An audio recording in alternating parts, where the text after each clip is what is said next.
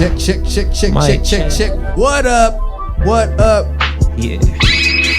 It's going up, man. It's going down a special way. Yes, indeed. It's your main man, Wizard Craig, on the 2s and 1s. We getting it done. 2s and 1s getting it done. This is serious Marsh Radio.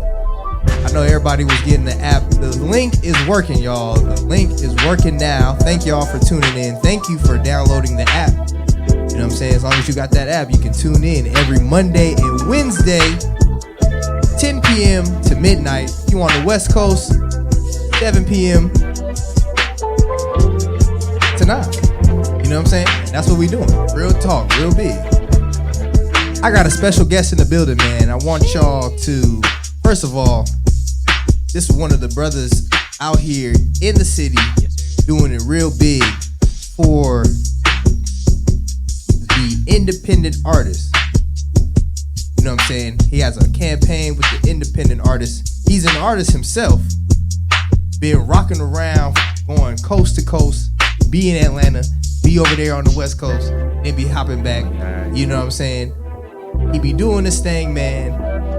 And we just want to welcome the world, welcome all y'all to Serious Marsh Show. Yes, help me introduce my main man, Dali Rock. Everybody get up and Dali Rock. Man. Appreciate you, Wizard Craig. Hey, man, I'm so glad to be here, bro. Boy, do this feel just like always full circle, always just a cycle of energy, a revolution energy, bro. Like, if Wizard Craig throwing the oop, I'm catching it, bro. Every single time. Like, this is my guy, though, for real. I've gotten to be able to be a friend, a fan, a supporter, a brother, all of that, man. So I'm so glad to be here, bro. We about to have a great conversation. We about to get into music. I don't know what we about to do, but I'm excited about it. Hey, man, that's what it's all about, bro. It's Serious Marsh, bro. This is where the culture keepers kick it. Yes, sir. Where the culture keepers kick it. So, and we keeping it too.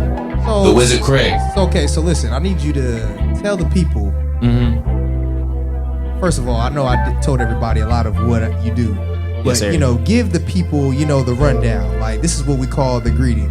You know what I'm saying? The greedy. I like the greeting or greedy? The greeting. Oh, okay. You said the greedy. Like, go ahead and be greedy with you. That's funny. I thought you said that. I was about to say, all right, listen. Hey, man, DMX. Might as well, right? DMX. Might as well, right? Yo, so my name is Dali Rock. Man, do I love art, man. I'll start with grew up with a music background, family, church, all that, musicians, all that. So I always had a deep appreciation for music. Even when I didn't understand it as much as I wanted to, but then that changed when you start living. So you fall in love, and then you get around guys who you might not really, y'all not from the same cloth, but you want to learn from them because it's just a different background. But got to college, man, and I dove into the arts head first, and that led me to Atlanta, where I got to meet great guys like Wizard Craig, DJs and stuff. I hit the scene hard, and that's what really solidified me as an artist.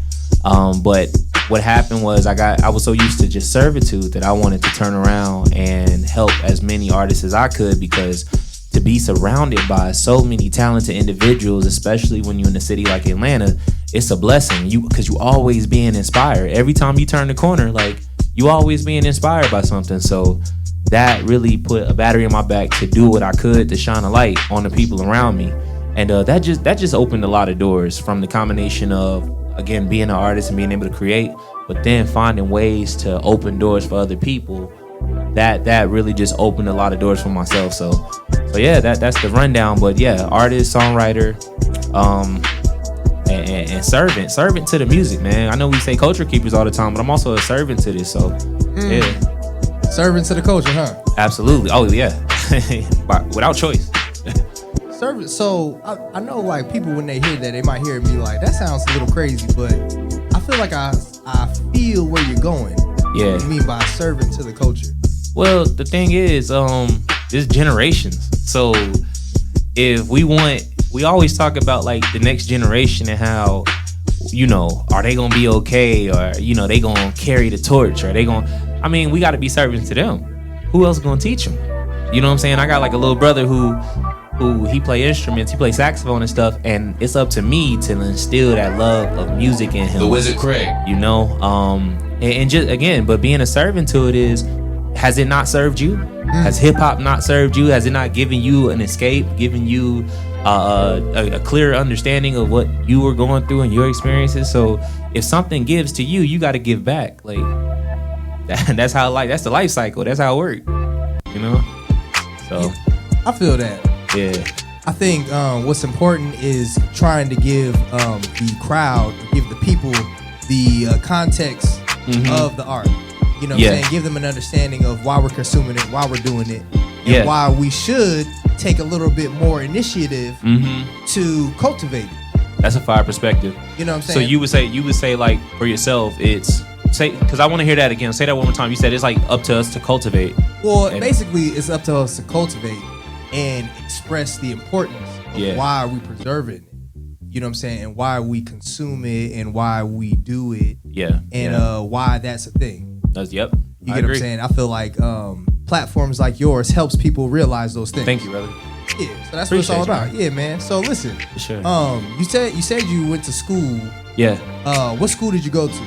I went to a very small school. It's called Covenant. It's like on the border of Georgia and Tennessee. A lot of people ain't heard of it, but I played basketball for a little while and stuff. But very different experience, man. But it offered a I got to look into like the world of like folk music and different like people were playing banjos and stuff, bro. Yeah, like, you know what I'm saying? Banjos? Like, yeah, you lying, bro. It was a lot of alternative music, like Mumford and Sons.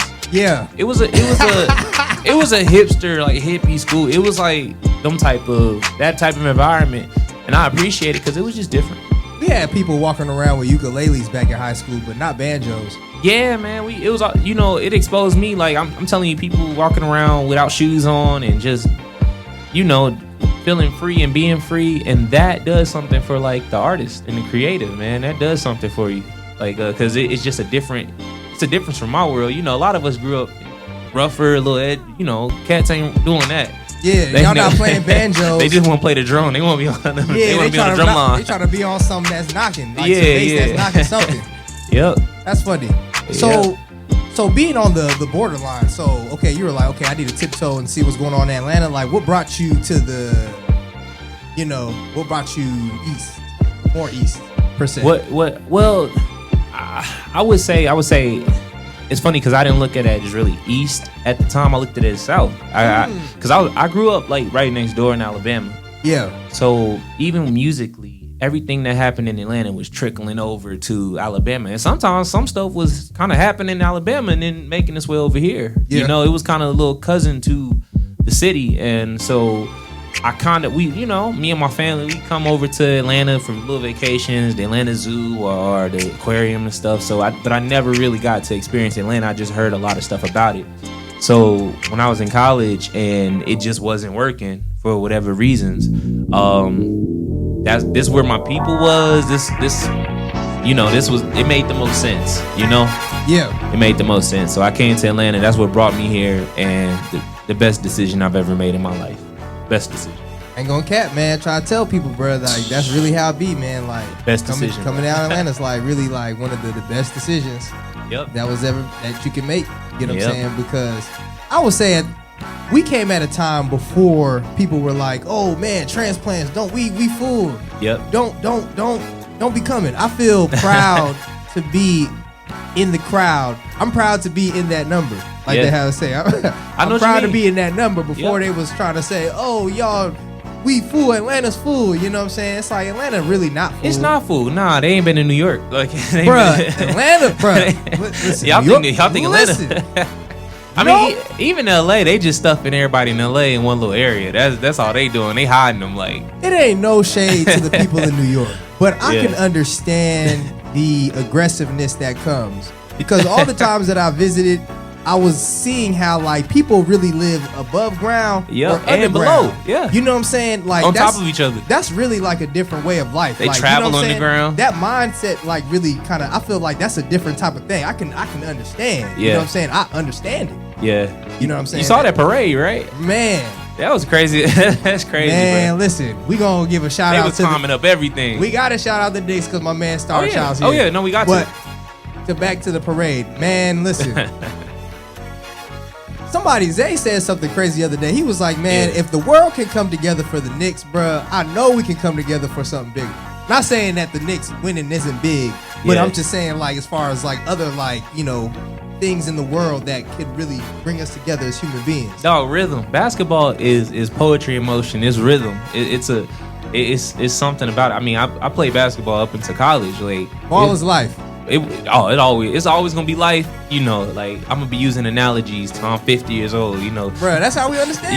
You gotta take your shot, man. You gotta just shoot your shot, brother. Like, bro, that's hip hop, bro. That's hip-hop. And that's hip hop because they're synonymous. Correct. Like ball city, is life. Ball is life. Seattle about to get their basketball team back because they need niggas. Hey, I can say that. I can speak here, right? Yeah, they need niggas in Seattle. Like, trust me. So you said yeah, because I remember they did go to Oklahoma City. Yeah, they switched up and like the city changed because of that. Whenever they got a basketball team, though, the black culture grow. Did you watch the documentary The Jailblazers? Oh, about Sebastian Telfair and them. Nah. Oh, not that one. The one. Damon Stoudemire, Rasheed Wallace, and Bonzi Wells. Yeah, I did see that. I did see that. The way they were talking about being in Portland and being in that area when it was like that area over there where there wasn't any black people. Yep. And they were like being like the NBA stars and stuff like that, and the way they were discussing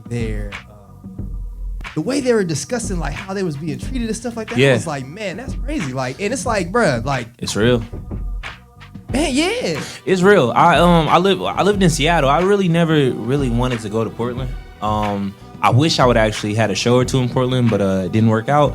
But I never really spent time in Portland. I've spent time in Seattle though, and I'll tell you something about Seattle. It's covert. It's you know, that race, that what you saw in that documentary about just like feeling out of place and it's covert. They try to hide it as well as they can. They disguise it, but it's just not a lot of us, so they can get away with it. Like, you know, they know how to do it in a slick way. But other than that, though, I mean, it teach you a lot. I'm telling you, and you appreciate where you're from a little bit more. Like, you appreciate your people. Yeah. You'll come to a place like Atlanta and not want to leave after experiencing something like that. So. Yeah, I tell a lot of people that too. Like when I go back home, they'd be like, "Oh, wait, remind me where home from? Fontana, man, Fontana, California. What's up to all my people back home? I keep forgetting you from California, bro. That's I keep forgetting, bro. Cali, man. You give me like DC sometimes, man. Like, I don't know. You give me East Coast. Like, well, I mean, I feel like my spirit is East Coast. Yeah. You know what I'm saying? I feel like a lot of my favorite people, music, art, a lot of those things come from East Coast folks. Yeah. You know what I'm saying? Like Spike Lee being like a heavy, like, inspirational figure. You know what I'm saying? Fresh Prince. If you don't mind me saying, I feel like your art reflects the East Coast, but your demeanor and who you are actually does reflect the West Coast. You have like a very laid back, you know what I'm saying? Like, it definitely do. But your art and what you know about the music and stuff and what you do, yeah, you got that East Coast flavor to you, like. Yeah, man, I love it. Like, I love the East Coast. Like, I mean, you know, the West Coast is definitely a great place to call home. I feel like I learned a lot about being diverse and open-minded. Yeah. Because of like my upbringing and, you know, being around different cultures. Yeah. You know what I'm saying? Yeah. It's mainly majority Hispanic in my neighborhood. For sure. Home. You know what I'm saying? So that area, so, you know, it's a heavy influence there. Yeah. You know what I'm saying? Being amongst the people. Yeah. So, and then of course, you know, like on Sunday, we're going to church back in my father's hometown, back in DeWardy. You know what I'm saying? Whereas majority, we all black folks all day. Okay. Yeah. So it's kind of just like, you know, one time out the week, you know what I'm saying? We gonna be with our people. We have to. Like, we gonna find our tribe wherever we go. Yeah. We at least the people who tuned in, tapped in. You gotta, like, any white environment I've ever been in, I gotta find my tribe, bro. I cannot. I'm not one of them brothers who I do love white people because they give you new experiences, bro. They gonna have you doing some shit you never did before. All the comedians say it, but they gonna be lying. Mike Epps, Dave Chappelle, Cat Williams, they all told you, hang out with them motherfuckers. It's gonna be a different experience, and that's great for an artist. Yeah. But as a human, better get back around your people, bro. Well, I feel like I feel like it's a healthy balance. I believe that it's I believe certain people are created, and their purpose is to be those martyrs. You know what I'm saying? To be those pioneers, to teach the balance and to be in all the different areas. You know what I'm saying? Because, you know, we truthfully really do all need each other. Like, Absolutely. You know what I'm saying? We really need each other to do what we all need to do. You know what I'm saying? And I think that, like, if we can continue to just, you know, be decent, you know what I'm saying? We're gonna be good. Everybody ain't gonna be decent, but the people who ain't decent gonna cancel themselves out. Oh, absolutely. That's all that's gonna happen. They just gonna, I mean, because when you see you mentioned the Knicks parade and like, why can't, and Zay said, why can't everybody just kind of, why can't it be like this all the time? It can. It's just some bad apples. Like the teacher used to say, it's some bad apples in the classroom. Like it's always just a few. It ain't never the masses. Saying bad apple is hilarious because of New York. Yeah, that's a fact though. That's a fact. So, but nah, man, we'll get there, man. I think that we have no choice. I think that even if that's the beautiful ending of the story, it all just works out. I mean, it's gonna happen at some point. And you got cool people like us who about to be, you know, I'm a parent. I think you gonna be. I can see you being a cool dad one day, man. You gonna be teaching a lot of the game and stuff and how to be decent. So that's where it starts.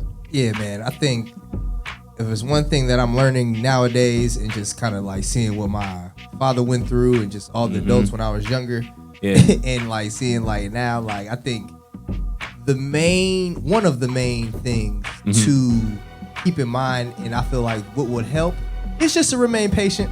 To remain patient, man, because it is like, you know, it's hard to really teach a person something. It's hard to teach human beings anything. Like it's hard to do that and over and over again. And it's tough, man. Like all type of pairings with people, relationships, everything, like family members, like friends, everything. It's like it's a thing that you got to keep to and keep up with. You get what I'm saying? And it's like, you know, I can see how easy it is for fathers and stuff to lose their cool. It's like, man, you know, I can understand, man. Oh wait, this is a great segue, bro, because it's Men's Mental Health Month. Yeah, shout out to that. First of all, happy Men's Mental Health Month. Yep, and there's a couple other things. Go ahead. Happy Father's Day too. Thank you, brother. I think I texted you yesterday. I texted you, right? I think I you did, man. No, you cut. I try to reach out to all the people I knew that was like, remember it was fathers. You know what I'm saying? Like people I see really like doing their thing. They need that love, man. Shout out to my pops. Shout out to Uncle Jonathan. Shout out to your pops, man. He raised a great man. Shout out to my pops. Yeah, bro. He did his thing, bro. He definitely was balling. Scored about 25 with a cool little double and had a few blocks and some steals. And I'm sure your pops had his. My dad played football. Okay. So yeah, he played football. He didn't play basketball. He's a big basketball fan though. But he played football when he was in school. That's what's up, man. That's what's up. Oh, yeah, you know what? I'll do it, man. I'm gonna do it because I love. Hey, just go back to servitude, man. We got a lot of people in the community who represent the LGBT community, man. Shout out to the Pride. Shout out to Pride Month. You know what I'm saying? I partake as much as I can. I'll say that. then y'all kick me out because y'all be like, hey, bro. Dang, man. But nah, for real. I want to say that because so many of our peers, you know what I'm saying? Hey, they live in their truth. They live in their life. So yeah. Yeah, man. Shout out to our good brothers and sisters out there, the they and them, and all the good folks. You know, all of the, you know, the whole community. The whole community as a whole, man. We saw so many subcategories, so many people who just finding their identity, man. It's beautiful to be an artist because that's what you're supposed to do. You're supposed to paint a beautiful picture, however you see it. Right. So talking about the music. So, excuse me. You good, brother? I feel like you about to bust out in a song. I'm about to sneeze. Hachoo! No, I'm kidding. But tell us about your artistry. What is one of the messages? What is one of the like morals that you bring? What are things that you want people to take from your artistry? I know I said a lot of questions, but you know you can kind of you can kind of jump from, you know, spot to spot with that one. You know that's a wonderful question. I love that question. Truth, man. It's so easy to just answer that. Truth. Oh man, and it's tough. It's so tough to just to create art that is honest and true to you and your journey and your past and your present and your future, because that's really what you're going through. A lot of your art, no matter what medium you use, is going to reflect either your past, your present, or your future. So when we look at hip hop and we see a lot of the stories that tend to discourage us because it's about pain, that pain is a representation of the past. And that means that we're still in tune with something that we don't get to see every day, and that's what our ancestors are going through. And some people do get to see it. Some people live pain we all live pain every day. However, when we talking about music and we talk, let's say Negro spirituals and, wading in water. None of us are wading in water, but, not physically, but spiritually, possibly so. So when we tell those stories in hip hop of pain, they connect to something. Yeah. But then you start talking about the present and you hear, I think that Nip was a great, just orator of what it meant to be present in what you were going through, but also motivational and hopeful. And then you talk about the future, and that's a lot of this young, just the younger generation constantly trying to do something different.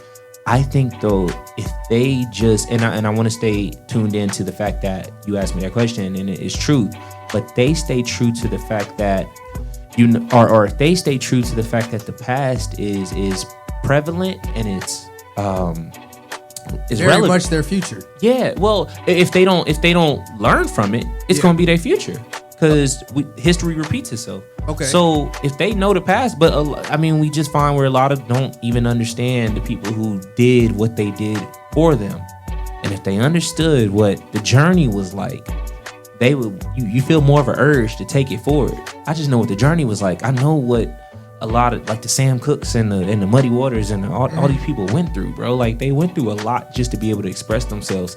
And then they stuff was being called race music, and then they stuff was being called this and being called that. But they had an easier. They had a reason to be honest and truthful, and it was easy to feel their music a little more. It's like the NBA. It's like NIL deals out here. Everybody getting paid out here, so you can pose and play a role and get paid. I've thought about it.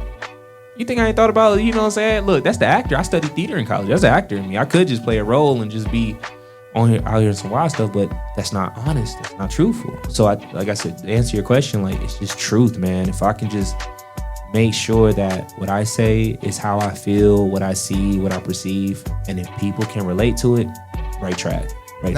Nice. Word to Dali Rock, man. Make sure you're getting that truth, man. Tap into the music, man. Yeah. So when it comes to your, I would call them inspirations. Mm-hmm. Like, who are some like artists that past, present, you know what I'm saying, that gave you inspiration, or that like kind of like, inspire your artistry? Age-old question. I love the question though. It's crazy how it's changed, but where it started was, I never really say this part a lot, but gospel. It really started with gospel, because that was the first thing. Before I probably wasn't able to. I didn't hear my first rap song probably till I started going to public school. 5 years old, 6 years old, you get around other kids and stuff. Then you start. But in my household, Dad was jazz. And I'm sure he wasn't playing no rap music around us. And you know what I'm saying? Because he loved DMX and Nas, but I didn't find that out till I was I don't feel like our parents really liked rap like that. They weren't really. I don't think they could. They weren't open with what they weren't open with the rap that they did like. Yeah, it was a stigma. It's only now that I know that my mom really likes Snoop Dogg for. You know what I'm saying? My mom, she like her little rap songs and stuff. She'll do the dances. She's like, "Oh, this the dance we was doing." I'm like, why you hide that from me? Hey, you know what I'm saying? Because now I'm a rapper. Now I do this. Like, it's hilarious, man. Yeah, my pops did that. Come on, he loved DMX, Pac, all the real like vocal cats in the game. He liked a lot of them because that was something that when he was young he aspired to. The cats who was outspoken and all. That's what hip hop gave us. But it's like, be honest with your kids. You know what I'm saying? But explain to them. Like, one thing I'm gonna do is like, I'm gonna explain the difference between J. Cole and Jeezy. One feed the streets, one feed the brain, one feed the knowledge. Like, they have different things. Like, well, could you say in some way that they both are technically in some kind of way feeding the streets? Because feeding the streets could really depend what the streets is, because my streets is different. You know what I'm saying? Because now we're in this place now when it comes to the culture where, you know, people are really differentiating, like, okay, what street, what's gangsta, what's like extra good, like, you know what I'm saying? Like, people are really like, all I'm gonna say is hustle Olympics out here when it's like, dang man, we all trying to make it. Again, what they do is they lump everybody in the same box, and that's why we appreciate cats like, you know, Tyler the Creator. We appreciate cats like Vince Staples. We, you know, because he a true artist. Like, he got shows and stuff. Like, we appreciate guys who just come into the game and I'm gonna do this differently. I'm gonna be a Joey Badass. You know, again, somebody who jumped into a whole different lane. And I'm mentioning the guys who've been around for a little bit. I'm not mentioning like brand new guys, you know, because the thing about it is, you know, how many people go to college and end up changing their major? A lot. You know what I'm saying? Or figure out there that's not what they want. I did, man. Yeah. You know, I jumped in and I was double major. I don't know who convinced me. I know who convinced me, but we ain't gonna put him on blast. Convinced me to double major. Yeet. I ain't no double major student. Like, they saw that. I was struggling. Man. I was drowning, but I saw them dollar signs in your future, my boy. Nah. They said, hey man, do that. Nah, focus on art, dog. They should tell me focus on art, bro. You an artist. But nah, bro. I think that, you know, a lot of those cats being able to know that, all right, I'm not gangster. Like, I ain't trying to, and that's a lot of that energy. You know, some cats really gotta live within that. Like, we all got friends, family. We all got people we know closely who gotta live in that mind state all the time. Hustle mode, or I wouldn't say hustle, survival. Like, they gotta survive every day. Like, they're everywhere. Everything about their life is different, and so I respect it. And I'm, you know, and I thank God that, like, come, and you know, we black, bro. It ain't all been easy. You know what I'm saying? Like, I think everybody done had to eat struggle meals. I think most of us done, at least our parents done forgot to pay the light bill or couldn't pay the light bill once or twice. That's tough. I'm just being honest. I think that black people go through a similar journey, but it look different. It's like levels to it. You know what I'm saying? And it depends on the generation before you how hard it actually is. You know, so yes, sir. But I can dig that, bro. So listen, I got a couple more questions because I feel like, you know me, man. I'm always on some culture keeper stuff. Yes, sir. So I'm gonna always be trying to like put people on game to, like, you know, hip hop. Yeah. And what I mean by that is by Legendary Crews, man. The Legendary Crews, the Clicks, the folks, man. Tell us your version of how you would describe the HOC. Oh man, I wasn't expecting that question. Oh, this is great. The House of Creators. Yeah, man. Tell us, man. Your recollection. Going back to the beginning, like on some Wu-Tang origin story type stuff. Yeah, like how would you describe it? Like, break it down. All right, so y'all get to here we go. Scene in. Straight up, I think the first person I met was Ghost, and this is the important part before I get into it. Everybody had a personality, or I would say a superpower. Let's put it like that. So I'm gonna call it everybody had superpower. This Negro Ghost was so mysterious. This nigga just pulled up and looked like he was about, I don't know. He just like he had the secret code or the grail to the mission or something like that. Like, he just always came off like that. And then he was a man of few words. So he was a person that definitely created his own gravitational pull. People kind of gravitated towards him because of that mysteriousness and what do you know. Then I think, and so I started hanging out with my cousin a lot more, who went to, shout out to Asia Bianca, May of Earth. I started hanging out with May a lot, and she was around Ghost, so that's how I started meeting a lot more guys. I met Jade. Jade was a wordsmith, man. He one of the cats who got a book in the Bible for sure.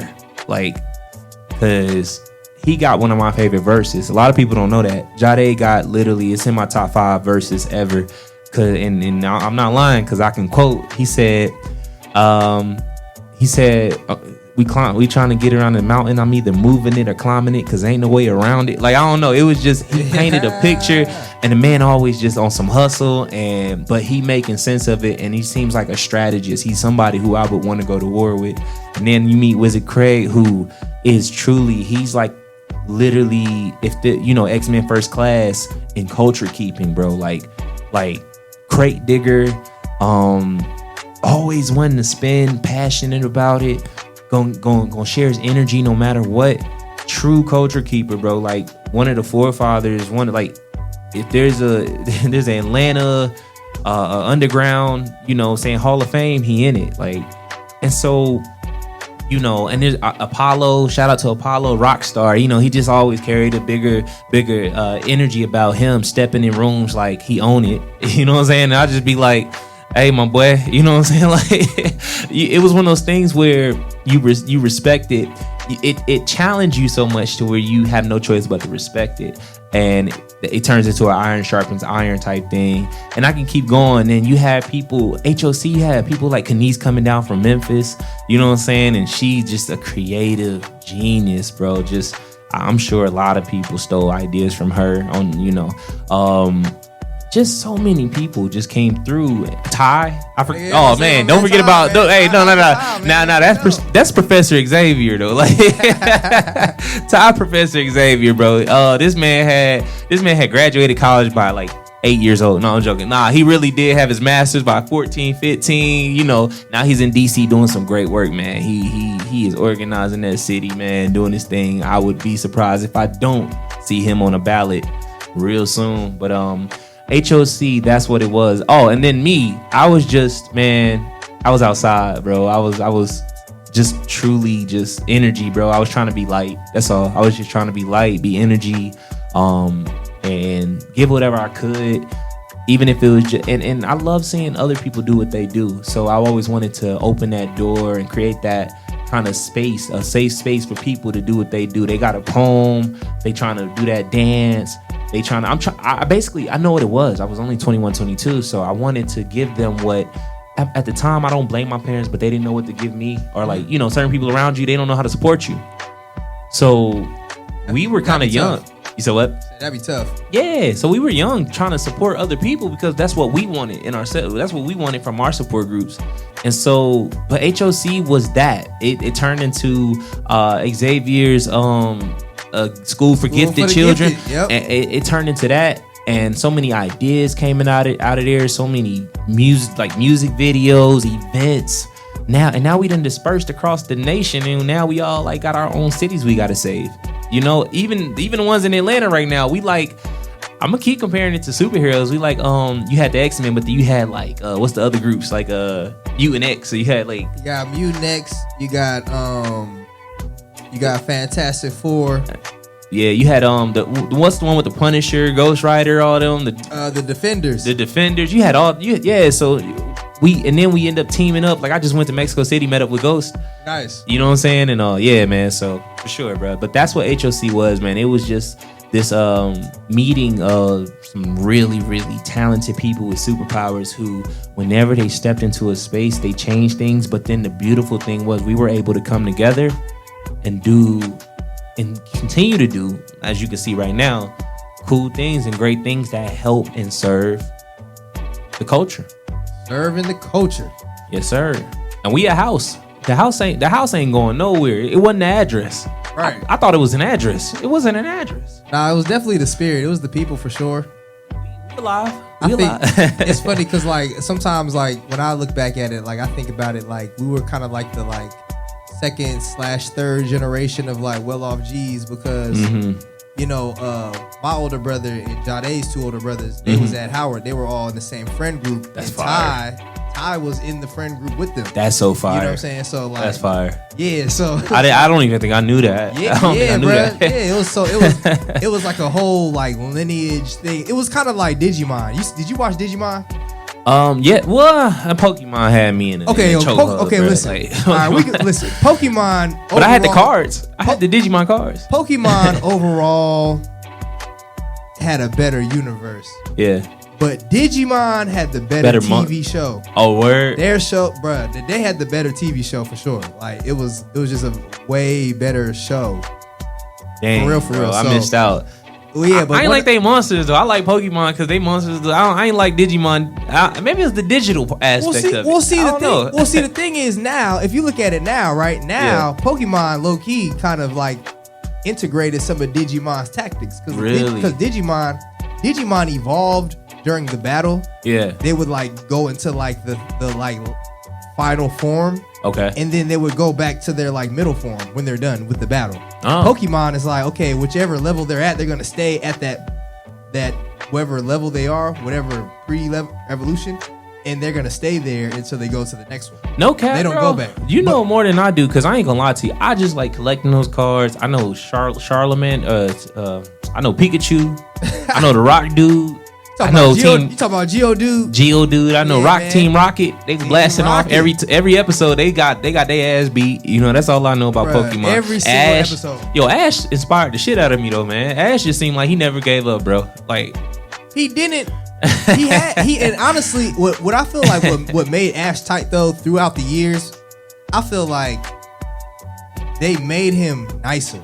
And if you keep watching it, it's like, okay, you understand, okay, nah, he's getting better. And they had to, because it's like, okay, the first season, he was getting cooked. And he was getting lucky. Like, he was getting mad lucky. Like, they was just giving him badges low-key off of strength of just, like, character. You really watched this shit. Damn. Yeah. I thought I was a fan. I'm not. I mean, but Ash Ketchum still had a story for, like, you know, a story for the ages. You get what I'm saying? Okay. Because he was getting cooked. He was. And he was getting lucky. And then some battles he was actually winning off of skill, but then when he had to really go against some tough niggas, he was getting flamed up. This how I know. This is what we not about to do. We not about to talk about DBZ because that's when I'm gonna start sounding like you because I get passionate about that. I mean, listen, like Krillin should have stayed his ass home every time. Oh, Krillin, that's a name I haven't heard in a long time. That nigga should have stayed his ass home. He used to get on my nerves, bro. Why are you outside, bro? Like every group, I don't know. He was there for moral support. I don't know why, but every group needs to have a Krillin for some reason. Just bounce it out. To get beat up. I don't know why that has to be. That can't be. Don't be the Krillin. Oh, and I saw something, man, and I'm not gonna lie to you, not to cut you off, but I really do think Vegeta was stronger than Goku the whole time now. I just think that Vegeta ego got in the way of his power. I think that nigga just really couldn't focus because he was so jealous and envious of Kakarot. I mean, and trying to prove something all the time. I feel like because he always got the Goku level. I mean, but you got to think about it, right? Like Vegeta, it's called Planet Vegeta.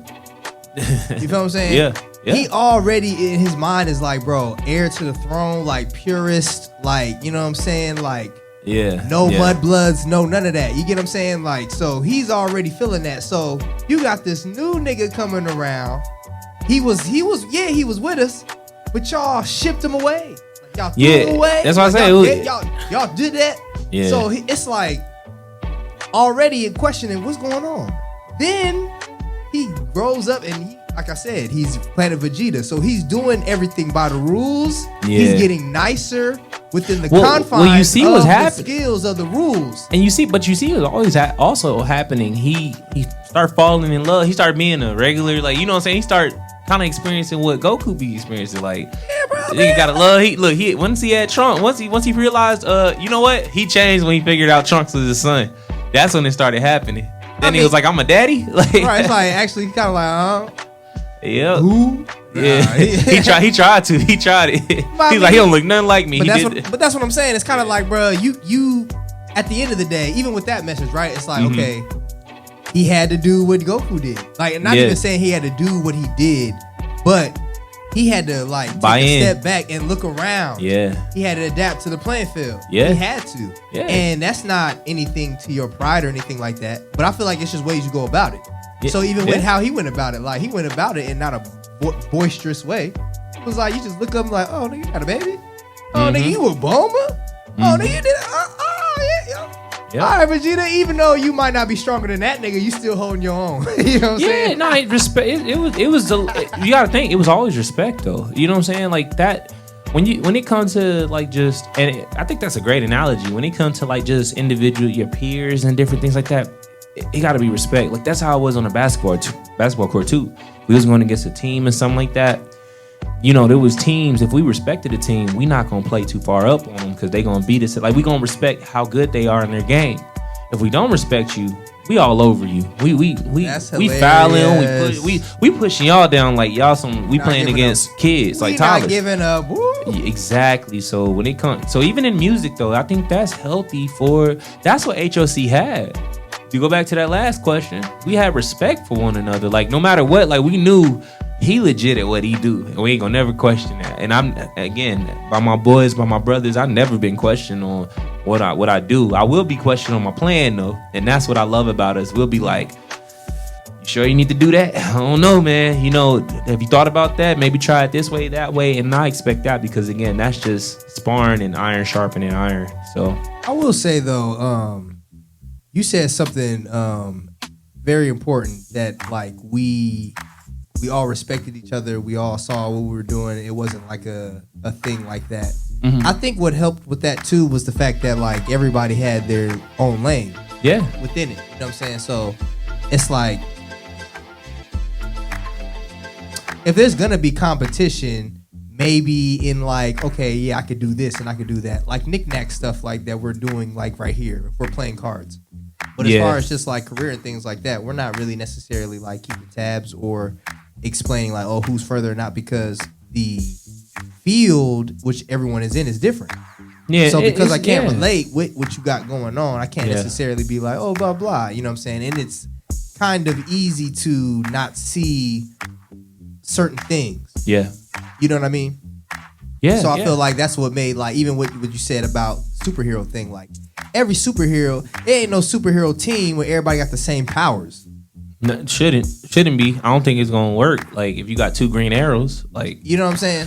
Somebody got to stay home. It's like it's cool, but it's just like all right when you in this position and then y'all get jammed up. It's like okay, who's gonna take it down? Like you know what I'm saying. Well, I love that you brought that up because the thing is, even on like a parallel level, everybody had their own vision. Like you can have 2 great rappers, 2 great MCs, but they might have 2 different visions. One might want to go to Kanye route, and one might want to go to Jay-Z route. One might want to really maximize on their artistic creativity, and one might want to say, I want to incorporate myself. I want to become like a full-blown brand that, you know what I'm saying? That's important. People having their own vision, you got to see yourself. Like you got to be able to say, all right, what makes me different? You have to. That's important. Like, because if you don't figure out what makes you different, you're going to be constantly in the game of comparison. Like, oh, God. And when you know who you are, you don't have to compare. You ain't looking next to you. I mean, you'll look next to you because, again, in basketball, like, it's basketball. Like, niggas is on the team with LeBron, bro. Yeah. So then you can't have an ego because it's LeBron James. Like you have to figure out what you do well. And the funny thing is, they just had their 2016 champion reunion. Oh yeah, the Cavaliers. And you know how the beautiful only ring Cavaliers got. Bro, do you know how beautiful that is? Because everybody on that team, you can tell everybody is equally important. Oh hey, yeah. J.R. Smith is actually, even though he made one of the biggest mistakes on that team, I'm not gonna lie to you. I'm so glad he was on that team because J.R. Smith was a dog. J.R. Smith is a legend. A dog. If they do not induct this nigga in the NBA Hall of Fame at any point of this lifetime, we gonna have some trouble, y'all. Kev Love, one of the most reliable players ever. I want that nigga on my team every time. I need Kev Love on my team. Same goes to Kevin Love. Yeah, I need him on my team. Kyrie, he wasn't there, but Kyrie, come on. That's I know we 2 times for Kyrie Irving. Come on, bro. I know we called Chris Paul the point guard, but Kyrie, oh my God, that's just, I've never seen a point guard move like that, bro. Like Kyrie was like the next coming. He kind of had that whole idea, what they be calling like Mamba mentality. Like it's been funny how they've been like really like creating that and making that a phrase amongst the newer people. Yeah. You know what I'm saying? Like now it's us. Yeah, I mean, yeah. We the ones looking like who got the Mamba mentality. Yeah, like, we want to see it again. Like, yeah, correct. I agree. Okay. You know who I think got it? Who? You can guess. You know who I think got it? Now? He was just in the finals. Jalen Brunson? No. Wemby got it, bro. Oh, Wemby. He just young, bro. He young. Like Curly Town? Nah, Wemby got it. It's like when Kobe came into the when game. They threw an egg at that nigga head. Bruh, Come on, Wemby. He gonna remember. I think that boy training right now. I hope so. Yeah. You called him Egg B. Nah, I'm just playing. Nah, yeah. I think Wemby. I think he is necessary for the NBA. It's necessary for the plot. I think like he makes people want to take pride. So, you know, you can tell that he takes pride in what he does, even if he's like playing dirty or whatever you want to do. Like he's like doing something that like people kind of like rile up. You know what I'm saying? He's doing it for a reason. He good for TV, and we know what I'm that. saying? So it's like, you know, when people see that, when people are opposite of that, it makes you be like, you know what? I need to team up with some other niggas and go against that guy. You know what I'm saying? Only thing I know is I've never seen a 7'5" guy dribble up all the way to court, cross somebody over, go behind the back, then like step back, and some of the stuff he do. I love to see that type of basketball. Like that's that Kyrie, Kobe, just impressive basketball, man. But see, that's crazy because it's like you name like 5-6 guys that's just recently, you know what I'm saying, from the NBA. You know what I'm saying? Like, yeah. So imagine that on top of the history that came before and then added to him, right? So it's like you could say that, okay, he's literally all of everybody added up together, right? Like people made a good comparison, like, okay, KD. Like the next like Monstar version of like KD, right? Yeah. As far as like moving around skill wise. Yeah, for sure. So I'm thinking, okay, what's gonna come after this guy? Oh, they training them up. They in labs right now making these next players that's about to come up. Cause I mean, I keep seeing like 7+ guys who have all around game. And so I really think in the next 10 to 15 years, we just gonna see point guards who are like 6'8", LeBron's height. I'm serious. Are we gonna see a lot of point guards LeBron's height? Because we've been seeing it. They're already giants. So you're saying they're gonna be bigger giants when you got them coming in who can handle the ball and shoot from the perimeter and stuff. Yeah, absolutely. I think the game is gonna change. That's hilarious. And there's gonna be anomalies like the Jalen. I mean, yeah, it's gonna be anomalies like that. But yeah. That's what opinion. I feel that, bro. Yeah. But look, man. We're gonna play your record, man. Oh yeah, I didn't even expect that. Oh, we gonna play the record, bro. You know what I'm saying? Like, it's not a world premiere. However, it's a world premiere for everybody listening to Sirius Marsh Radio. Let's call it that, man. Everybody that's tuned in on the TuneIn app, all the people out in Qatar, what's up? All my people out in Paris, what's up? All my people up in Germany, what's up? Those are all the good people that's tuning in right now. US of A, what's up? We over here in we over here USA. It's the FIFA World Cup 2. So everybody walking around here tapping in. Are we with the world right now? Bro, we with the world, bro. Listen, man. I gotta do it then. Yeah, man. Listen, y'all better follow me on IG. DALIROCK. DALIROCK. I said DALIROCK. Don't forget the underscore between the and the K. Hey, word. Yeah, man, this was Sirius Marsh Radio. This is Wizard Craig on the 2s and 1s. We getting it done. Sirius Marsh Radio. Make sure you tune in every Monday and Wednesday from 10 p.m. to midnight. We're tuned in live on the Out Your League station. I know a lot of people tuned in today. They tapped in. And they were like, oh, it says Out Your League. That's correct, because Out Your League is the hub. That is the coalition. That is the fam. Those are the people. That is us. Us are them. We are them people. Out of your league. But you could be down. All you gotta do is just tune in, tap in. You know what I'm saying? Tap into the OYL channel. Download the TuneIn app. I know a lot of people got the app today. You can pull it up on the computer, but if you download the app, just be a little easier. You know what I'm saying? Be a little easier. You download the app. You know what I'm saying? It's real smooth, real cool. You know what I'm saying? What's the app? Tune in. Oh yeah. Yeah, like tune in. Go and get the app. Download it now wherever you at. Tune in. Go and get the app. Download it wherever you at. Tune in. Sirius Marsh. What's the place that we at right now? Make sure we don't forget the hub. Forget the love. Yeah, we need everybody giving us hugs. I ain't really been down to the club, but I promise you gon' wanna give a sub. Tune in to the app. Download it now wherever you at. T-U-N-E-I-N. I said T-U-N-E-I-N. Yeah. For sure. I'm riding Nice. around trying to desperately clear up my mental. I'm moving fast, it feels like I'm catching momentum. I got some history hidden inside empty bottles. Somebody help me, I'm in